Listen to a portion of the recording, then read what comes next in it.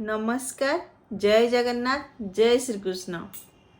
जदि आपण आज बहुत दुखरे अच्छे, बहुत समस्या रे घेरी अच्छे, बहुत कष्ट पाँच,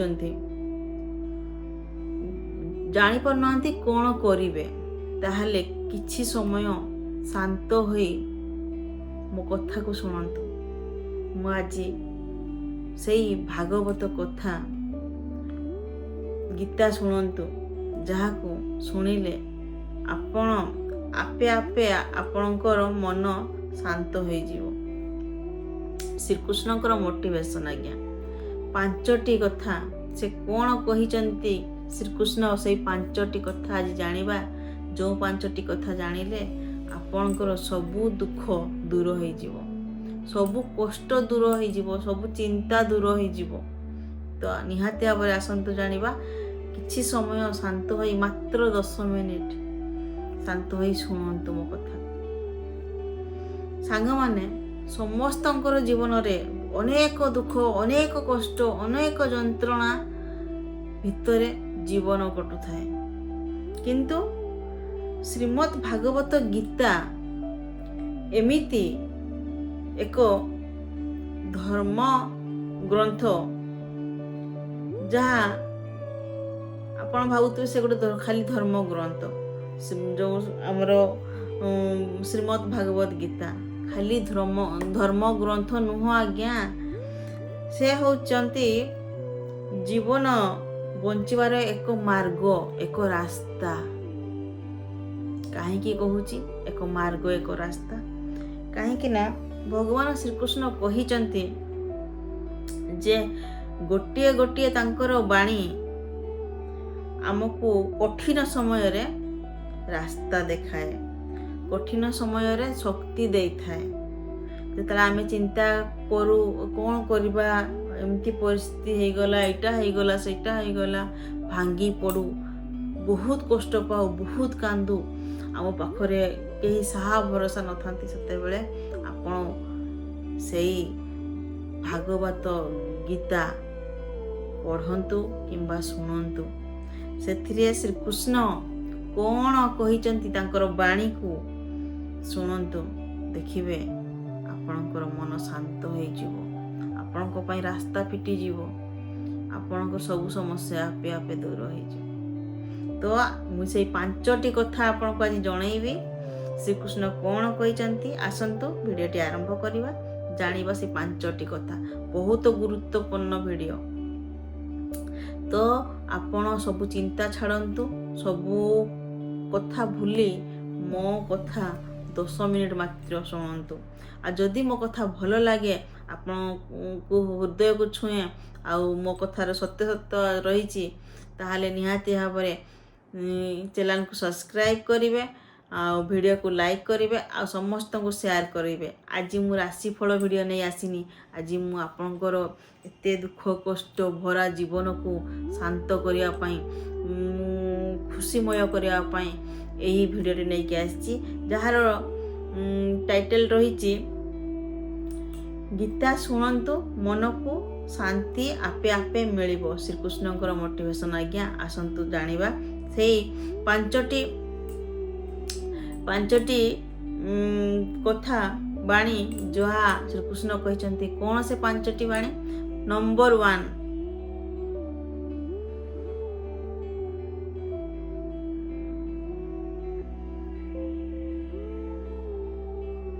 कौन से पांचटी बाणी? आसंतु गीतारु जानिबा कौन से पांचटी बाणी कहिचंती। नंबर 1 भगवान कहिचंती मनर अशांति। नंबर 1 काहेकि कहिले मनर अशांति?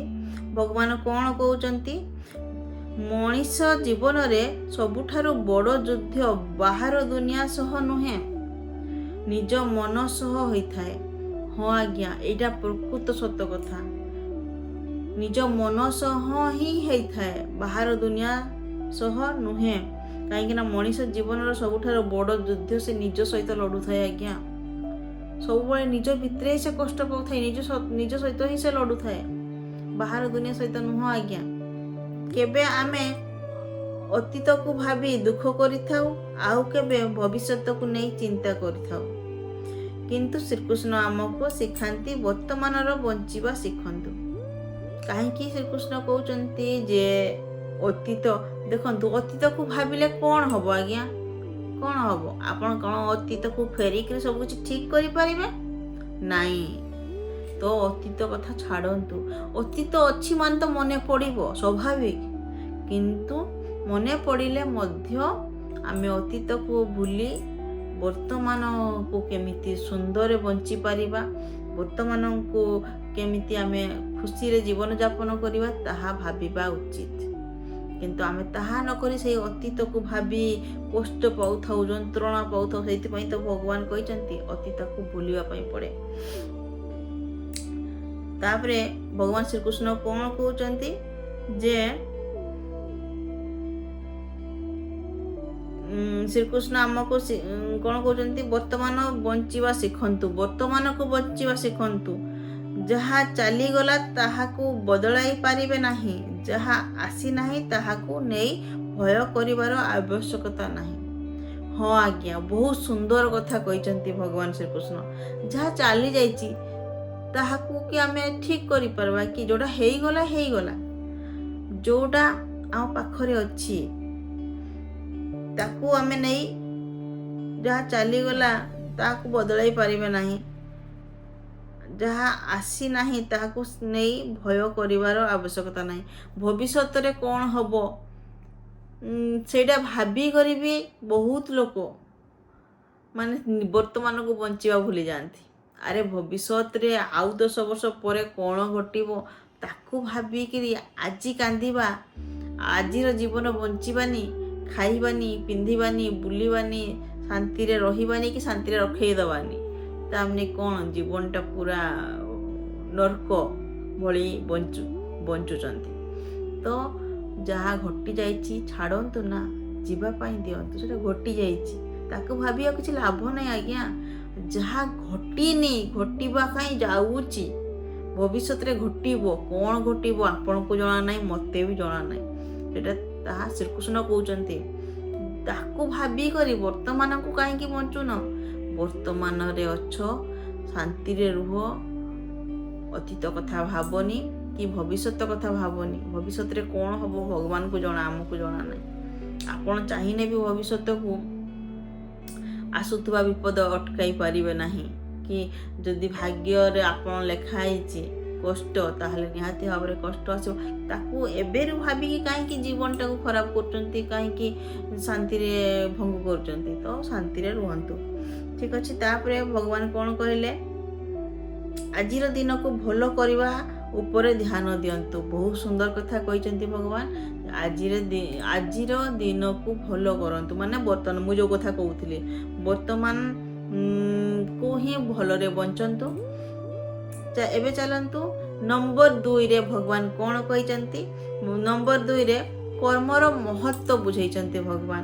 କ'ଣ ବୁଝେଇଛନ୍ତି କର୍ମର ମହତ୍ଵ? ଶ୍ରୀକୃଷ୍ଣ କହନ୍ତି, କ'ଣ କହନ୍ତି? ଯେ ନିଜ କର୍ମ କରି ଚାଲନ୍ତୁ, ଫଳର ଚିନ୍ତାରେ ନିଜ ମନକୁ ଅଶାନ୍ତ କରନ୍ତୁ ନାହିଁ। ଦେଖ ଭଗବାନ କେତେ ସୁନ୍ଦର କଥା କହିଛନ୍ତି ଯେ ନିଜ କର୍ମ କରି ଚାଲ। ତୁମେ ନିଜେ କର୍ମ ତ କରୁଛ, କିନ୍ତୁ ଫଳ କ'ଣ ହବ ଏହାକୁ ଭାବି ନିଜେ ବି ଅଶାନ୍ତିରେ ରହୁଛ। ଫଳକୁ ଆଶା କରନି, ବାସ୍ କର୍ମ କର। এইটা ହିଁ ଆକ୍ଚୁଆଲି ଯଦି କର୍ମ କରିବ ଆଉ ଫଳକୁ ଆଶା କରିବନି ତାହେଲେ ତୁମକୁ କଷ୍ଟ ହେବନି। ଆଉ ଯଦି କର୍ମ କରିଛ ଫଳ ନିଶ୍ଚିନ୍ତ ମିଳିବ, ଏହା ଭଗବାନ ମଧ୍ୟ କହୁଛନ୍ତି। ତାପରେ ଭଗବାନ କ'ଣ କହିଛନ୍ତି? ଆମ ହାତରେ କେବଳ ପରିଶ୍ରମ ଅଛି, କିନ୍ତୁ ଫଳ ସମୟ ଓ ପରିସ୍ଥିତି ଉପରେ ନିର୍ଭର କରେ। ବହୁତ ସୁନ୍ଦର କଥା। ଆମେ ପରିଶ୍ରମ କରିପାରିବା ଆଜ୍ଞା, ଯାହା ବି କାମ କରୁଛେ ଆମେ କାମ କରିପାରିବା, କିନ୍ତୁ ଫଳ କ'ଣ ହବ ସେଟା ଭଗବାନଙ୍କ ହାତରେ ଅଛି। ଯଦି ଆମେ ପରୀକ୍ଷା ଦେଉଛେ, ପାଠ ପଢ଼ୁଛେ, ତାହେଲେ ଆମେ ଭଲ ପଢ଼ିକି ପରୀକ୍ଷା ଦେଇଦେବା। ଫଳକୁ ଚିନ୍ତା କରିକିରି ଯେ ଫଳଟା କ'ଣ ହବ ତ ଆପଣ ଭାବିଲେ ସମୟ ନଷ୍ଟ ହବ ଆଜ୍ଞା। ତ ଆପଣ ପରିଶ୍ରମ କରନ୍ତୁ, ନିହାତି ଭାବରେ ସବୁ କିଛି ଭଲ ହବ। ତ ଭାବି ଭାବିକି ସମୟ କାହିଁ ନଷ୍ଟ କରୁଛନ୍ତି। ଆଗକୁ ଚାଲନ୍ତୁ। ଯିଏ ନିଜ କର୍ତ୍ତବ୍ୟକୁ ସତ୍ୟ ଓ ନିଷ୍ଠାର ସହ କରେ ତାଙ୍କ ଜୀବନରେ ନିଶ୍ଚୟ ସଫଳତା ଆସେ। ଭଗବାନ କହୁଛନ୍ତି ଯିଏ ନିଜ କର୍ତ୍ତବ୍ୟକୁ ସତ୍ୟ ଓ ନିଷ୍ଠାର ସହ କରେ ତାଙ୍କ ଜୀବନରେ ନିଶ୍ଚୟ ସଫଳତା ଆସେ। ତେଣୁ କେବେ ହାର ମାନନ୍ତୁ ନାହିଁ। ଭଗବାନ ବହୁତ ସୁନ୍ଦର କଥା କହିଲେ ଆଜ୍ଞା ଏଠି, ଯେ ଯଦି ନିଜେ କର୍ତ୍ତବ୍ୟରେ ହେଳା କରିନ, ଆପଣ ଠିକ୍ ସମୟରେ ଆପଣଙ୍କ କର୍ତ୍ତବ୍ୟ କରୁଛ, ନିଷ୍ଠାର ସହ କରୁଛ, ତାହେଲେ ତାଙ୍କ ଜୀବନରେ ନିଶ୍ଚୟ ସଫଳତା ଆସିବ। ଏହା ସତରେ ଆପଣ ନିହାତି ଭାବରେ ଥରେ ଚେଷ୍ଟା କରନ୍ତୁ। କର୍ତ୍ତବ୍ୟରେ ହେଳା କରନ୍ତୁନି, କଣ୍ଟିନ୍ୟୁ କାମ କରନ୍ତୁ, ଦେଖିବେ ଦିନେ ନା ଦିନେ ଆପଣଙ୍କୁ ସକ୍ସେସ୍ ନିହାତି ମିଳିବ ଆଜ୍ଞା, ନିହାତି ମିଳିବ। ସେ ଯେଉଁ କାମରେ ଆପଣ, ପାଠରେ ହଉ, ଚାକିରିରେ ହଉ କି ବ୍ୟବସାୟରେ ହଉ, କାମ କରିଚାଲନ୍ତୁ, ନିହାତି ଆପଣଙ୍କୁ ସକ୍ସେସ୍ ମିଳିବ। ନମ୍ବର 3 ଭଗବାନ କ'ଣ କହୁଛନ୍ତି ନମ୍ବର 3ରେ ଆସନ୍ତୁ ଜାଣିବା।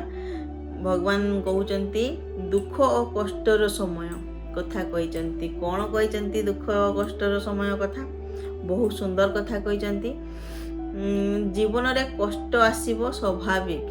ହଁ ଆଜ୍ଞା, ସମସ୍ତଙ୍କ ଜୀବନରେ କଷ୍ଟ ଆସେ। ଯେପରି ରାତି ପରେ ସକାଳ ଆସେ, ସେହିପରି ଦୁଃଖ ପରେ ସୁଖ ମଧ୍ୟ ଆସେ। କଷ୍ଟ ସମୟରେ ନିଜକୁ ଦୁର୍ବଳ ଭାବନ୍ତୁ ନାହିଁ। ମନେ ରଖନ୍ତୁ, ସୁନା ମଧ୍ୟ ଅଗ୍ନିରେ ପରୀକ୍ଷା ହୋଇ ଆହୁରି ଶୁଦ୍ଧ ହୁଏ। ସେହିପରି ସମସ୍ୟା ଆମକୁ ଆହୁରି ଶକ୍ତିଶାଳୀ କରେ। ଦେଖନ୍ତୁ, ଫାଷ୍ଟ ତ କଷ୍ଟ ହୁଏ ସବୁ କାମରେ, କଷ୍ଟ କଲେ ହିଁ କୃଷ୍ଣ ମିଳେ, ଏଇଟା କୁହାଯାଏ ନା। ତ ଆପଣ ଯଦି କଷ୍ଟ କରିବେନି ହେଲା, ଆଉ ଆପଣଙ୍କୁ କେଉଁଠି କୃଷ୍ଣ ମିଳିବେ? ତ ସେଇଥିପାଇଁ କଷ୍ଟ ସମୟରେ ନିଜକୁ ଦୁର୍ବଳ ଭାବନି ଆଜ୍ଞା। ଦୁର୍ବଳ ଭାବିଦେଲେ ସବୁ ସରିଗଲା। କଷ୍ଟ କରିଚାଲ। ଆଉ ଯେମିତି ଭଗବାନ କହିଛନ୍ତି ସୁନା ମଧ୍ୟ ଅଗ୍ନିରେ ପରୀକ୍ଷା ହୋଇ ଆହୁରି ଶୁଦ୍ଧ ହୁଏ। ତ ସୁନା ଯେତେବେଳେ ତାର ଚମକଟା ବଢ଼େଇବା ପାଇଁ ତାକୁ ଫାଷ୍ଟ ଅଗ୍ନିର ଗରମ ସହିବା ପାଇଁ ପଡ଼େ ଆଜ୍ଞା। ସେମିତି ଆପଣ ନିଜକୁ ଗ୍ରୋ କରିବା ପାଇଁ ଫାଷ୍ଟ କଷ୍ଟ କରିବା ପାଇଁ ପଡ଼ିବ। ବହୁତ ସୁନ୍ଦର କଥା ଭଗବାନ କହିଛନ୍ତି, ବହୁତ ସୁନ୍ଦର କଥା, ମନେ ରଖନ୍ତୁ। ସମସ୍ତଙ୍କ ପାଇଁ ଏଇଟା ଗୋଟେ ବହୁତ ସୁନ୍ଦର ଭଗବାନଙ୍କ ବାଣୀ, ଭାଗବତ ଗୀତା। ମୁଁ ଏଇଟା ଆପଣଙ୍କୁ ବୁଝେଇ ଦେଉଛି, ତାର ଅର୍ଥ ବୁଝେଇ ଦେଉଛି ଆଜ୍ଞା। ତ ବହୁତ ସୁନ୍ଦର କଥା କହିଛନ୍ତି। ସେହିପରି ତ ସମସ୍ୟା, ଯାହା ବି ସମସ୍ୟା ଆମକୁ ଆହୁରି ଶକ୍ତିଶାଳୀ କରେ। ଯେତେବେଳେ ଦୁଃଖଟା ଆସେ ନା ଆଜ୍ଞା, ସେ ଦୁଃଖଟା ଆଜି ଅଛି କାଲି ଚାଲିଯିବ। ଦୁଃଖ ପରେ ସୁଖ, ସୁଖ ପରେ ଦୁଃଖ, ଏମିତି ଆସେ ସମସ୍ତଙ୍କ ଜୀବନରେ। ଆଜି ଦୁଃଖ ଅଛି, କାଲି ସେ ଦୁଃଖ ନଥିବ। କିନ୍ତୁ ସେ ଦୁଃଖ ଭିତରେ ଯାହା ଆମକୁ ଶିକ୍ଷା ମିଳୁଛି, ସେଇ ଶିକ୍ଷାଟା ଆମକୁ ଆକ୍ଚୁଆଲି ସତରେ ଗୋଟେ ଷ୍ଟ୍ରଙ୍ଗ କରିଦିଏ, ବହୁତ ଷ୍ଟ୍ରଙ୍ଗ କରିଦିଏ। ତ ଶକ୍ତି ଆମ ଭିତରେ ଗୋଟେ ଆସିଯାଏ, ଯେ ଦୁଃଖ ସହିଗଲା ପରେ ଯେତେବେଳେ ସୁଖଟା ଆସେ, ଯେତେବେଳେ ଆମର ଫିଲ୍ ହୁଏ, ଯାହା ଆମେ ବହୁତ କିଛି ଶିଖୁ ସବୁଥିରେ, ସେ ଧକ୍କା ହଉ, ଦୁଃଖ ହଉ, ଦୁଃଖ ଟାଇମ୍ରେ ବହୁତ କିଛି ଶିଖିବା ପାଇଁ ମିଳେ ଆଜ୍ଞା। କିଏ କିପରି କାହାକୁ ଚିହ୍ନି ପାରିବେ ଦୁଃଖ ଟାଇମ୍। ଚାଲନ୍ତୁ ଏବେ ଜାଣିବା ନମ୍ବର 4।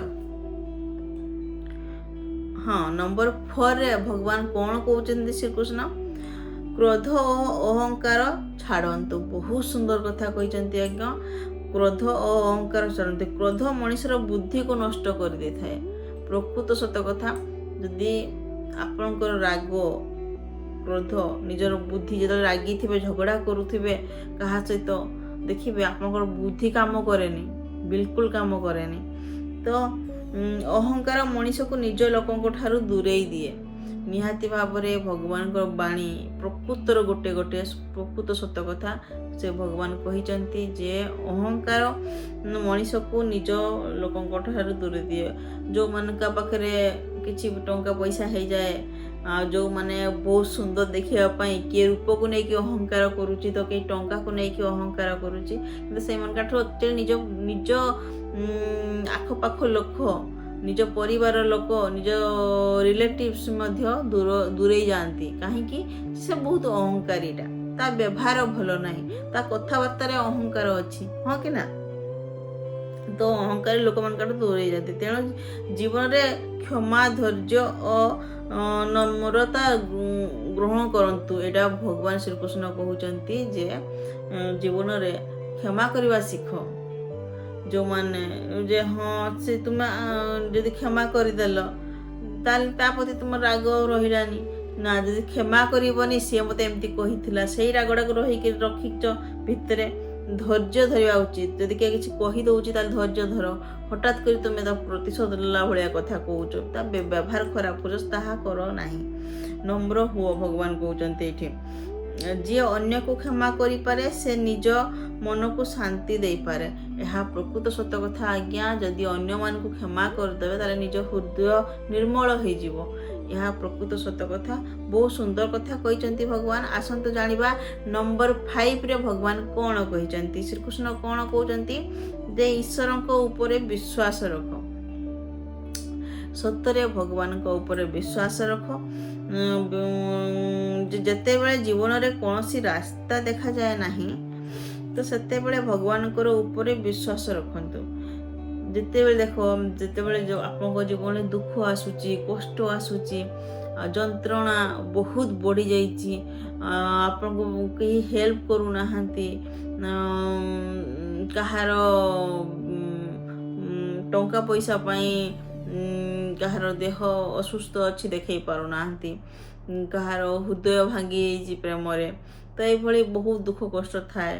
ଘରର କାହାର ରୋଗ ବାଗ କୌଣସି ବି ଦୁଃଖ କଷ୍ଟ ଥାଏ ତ ଆପଣ ଭାଙ୍ଗି ପଡ଼ନ୍ତୁନି, ଭଗବାନଙ୍କ ଉପରେ ବିଶ୍ୱାସ ରଖନ୍ତୁ। ତାହା ଭଗବାନ କହୁଛନ୍ତି ଯେ ଶ୍ରୀକୃଷ୍ଣ କେବେ ନିଜ ଭକ୍ତଙ୍କୁ ଏକା ଛାଡ଼ନ୍ତି ନାହିଁ। ଏଇଟା ପ୍ରକୃତ ସତ କଥା ଆଜ୍ଞା। ବହୁତ ଲୋକ ବି ଏହା ନିଜ ଅଙ୍ଗେ ଲିଭେଇଛନ୍ତି। ଯେତେବେଳେ କେହି ସାହାରା ନଥାନ୍ତି ସେତେବେଳେ ଭଗବାନ କୋଉ ନା କୋଉ ବାଟରେ ସାଥ ଦିଅନ୍ତି। ଶ୍ରୀକୃଷ୍ଣ କେବେ କାହାର ହାତ ଛାଡ଼ନ୍ତି ନାହିଁ, କେହି ଭକ୍ତର ହାତ ଛାଡ଼ନ୍ତିନି। ତ ସତ୍ୟର ପଥରେ ଚାଲନ୍ତୁ, ଭଲ କର୍ମ କରନ୍ତୁ ଏବଂ ମନକୁ ସକାରାତ୍ମକ ରଖନ୍ତୁ। ଭଗବାନ ସବୁବେଳେ ଚାହାନ୍ତି ଯେ ସତ ପଥରେ ଚାଲନ୍ତୁ, ସତ କୁହନ୍ତୁ, ମନକୁ ନିର୍ମଳ ରଖନ୍ତୁ ଆଉ ଭଲ କର୍ମ କରନ୍ତୁ। ବହୁତ ସୁନ୍ଦର କଥା କହିଛନ୍ତି ଭଗବାନ। ଦେଖନ୍ତୁ ସାଙ୍ଗମାନେ, ତ ଆପଣମାନେ ଏଇ 5ଟି କଥା ନିହାତି ଭାବରେ ମାନନ୍ତୁ। ଏଇଭଳି ମାନେ ଯେଉଁମାନେ ଭଗବାନଙ୍କ କଥା ବାଣୀ ଶୁଣନ୍ତି ଆଉ କଥା ମାନନ୍ତି, ଭାଗବତ ଗୀତା ପଢ଼ନ୍ତି କି ଭଗବାନଙ୍କ ଗୀତା ଶୁଣନ୍ତି, ତ ନିହାତି ଭାବରେ ଭଗବାନ ତାଙ୍କ ଦୁଃଖ ଦୂର କେଉଁ ନା କେଉଁ ଉପାୟରେ କେତେବେଳେ ହରି ନିଅନ୍ତି। ସେ ବି ଜାଣିପାରନ୍ତିନି କେତେବେଳେ ସୁଖ ତାଙ୍କ ପାଖକୁ ଚାଲି ଆସେ। ହଁ ସାଙ୍ଗମାନେ, ଏବେଠାରୁ ଗୋଟିଏ ସଂକଳ୍ପ ନିଅ। ଶେଷରେ କହୁଛି, କ'ଣ ସେ ସଂକଳ୍ପ ନେବ? ଯେ ଆଜିଠାରୁ ମୁଁ ଆଉ ଚିନ୍ତା କରିବିନି, ମୁଁ ବିଶ୍ୱାସ ରଖିବି ଭଗବାନଙ୍କ ଉପରେ। ଆଜିଠାରୁ ମୁଁ ବିଲକୁଲ ବି ଚିନ୍ତା କରିବିନି, କାହିଁକି ନା ଭଗବାନ ଅଛନ୍ତି ମୋ ସାଥିରେ। ଏହା ନିଜ ମନକୁ କୁହ। ଆଉ ଏଇଟା ବି ସଂକଳ୍ପ ନିଅ ଯେ ମୁଁ ଆଜିଠାରୁ କାହାକୁ ବି ଭୟ କରିବିନି, ସାହସ ରଖିବି, କାହିଁକି ନା ଆପଣଙ୍କ ପାଖରେ ଭଗବାନ ଶ୍ରୀକୃଷ୍ଣ ଅଛନ୍ତି। ଭାଗବତ ଗୀତା ଶୁଣୁଛ ଆପଣମାନେ। ଆଉ ଆଜିଠାରୁ ମୁଁ ମୋର କର୍ମ କରିବି, ଭଗବାନଙ୍କ ଉପରେ ଭରସା ରଖିବି। ଏହା ଯଦି ଆପଣ କରିବେ ତାହେଲେ ଶ୍ରୀକୃଷ୍ଣଙ୍କ ବାଣୀ ଆପଣଙ୍କ ଜୀବନକୁ ଶାନ୍ତି, ସୁଖ, ସଫଳତା ଭରିଦେବେ। ତ ଆପଣ ନିଜ କର୍ମ କରିଚାଲନ୍ତୁ, କିଛି ଚିନ୍ତା କରନ୍ତୁନି, ଜମା ବି ଭାଙ୍ଗି ପଡ଼ନ୍ତୁନି। ଆଉ ପ୍ରତ୍ୟେକ ଦିନ ଏମିତି ଭାଗବତ ଗୀତା, ସୁନ୍ଦର ସୁନ୍ଦର କଥା, ସୁନ୍ଦର ସୁନ୍ଦର ବାଣୀ ଆଜିର ଭିଡ଼ିଓଟି କେମିତି ଲାଗିଲା ନିହାତି ଭାବରେ ଜଣେଇବେ। ଭିଡ଼ିଓଟିକୁ ଲାଇକ୍ କରିବେ, ଚ୍ୟାନେଲକୁ ନିହାତି ଗୋଟିଏ ସବସ୍କ୍ରାଇବ୍ କରିଦେବେ ଆଉ ସମସ୍ତଙ୍କୁ ସେୟାର କରିଦେବେ। ଏ ଭିଡ଼ିଓଟି ବହୁତ ଗୁରୁତ୍ୱପୂର୍ଣ୍ଣ ଭିଡ଼ିଓ, ସମସ୍ତଙ୍କ ପାଖରେ ଭିଡ଼ିଓଟି ପହଞ୍ଚିବା ଉଚିତ। ନମିତା ସାହୁ ୟୁଟ୍ୟୁବ୍ ଚ୍ୟାନେଲରେ ଭିଡ଼ିଓଟି ଆସିବ, ନିହାତି ଭାବରେ ଦେଖିବେ, ଶୁଣିବେ। ମାତ୍ର 10 ମିନିଟ୍ ସମୟ ଦିଅନ୍ତୁ, ଦେଖିବେ ବହୁତ ସୁନ୍ଦର ବାଣୀ। ଆଉ ପ୍ରତ୍ୟେକ ଦିନ ମୁଁ ଚେଷ୍ଟା କରୁଛି ଗୋଟିଏ ଭିଡ଼ିଓ ଆଣିବା ପାଇଁ। ଭାଗବତ ଗୀତା ଭିଡ଼ିଓ ଆସିବ, ଶିକ୍ଷଣୀୟ ବହୁତ କିଛି ରହିଛି ଏ ଭିଡ଼ିଓରେ। ଆଉ ଆଗକୁ ମଧ୍ୟ ଏମିତିକା ଭିଡ଼ିଓ ଯଦି ଚାହୁଁଛନ୍ତି ତାହେଲେ ଚ୍ୟାନେଲଟିକୁ ସବସ୍କ୍ରାଇବ୍ କରିଦିଅନ୍ତୁ ଆଉ କମେଣ୍ଟରେ ଲେଖିଦିଅନ୍ତୁ ଜୟ ଶ୍ରୀକୃଷ୍ଣ, ରାଧେ ରାଧେ।